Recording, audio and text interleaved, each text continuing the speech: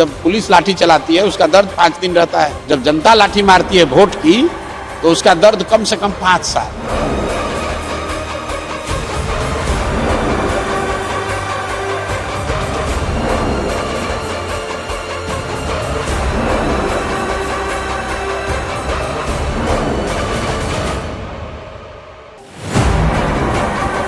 मुद्दा ये है कि लोकतंत्र है, आप गांधी की बात करते हैं और आप यहाँ लाठी तंत्र बनाए हुए हैं। पिछले 3 वर्ष में 87 से ज्यादा शांतिपूर्ण प्रदर्शनों पर, धरनों पर नीतीश कुमार ने लाठी चलवाया है। अनगिनत जो भी समाज का वर्ग यहाँ आया है उस पर नीतीश कुमार ने लाठी चलवाई। पूरे देश में 3 वर्ष में जितनी लाठी चार्ज बिहार में हुआ है, धरनों पर, प्रदर्शनों पर, मार्च पर, पूरे देश में कहीं नहीं हुआ है। बिहार के 5 करोड़ युवाओं का आवाज आप कैसे दबा सकते हैं?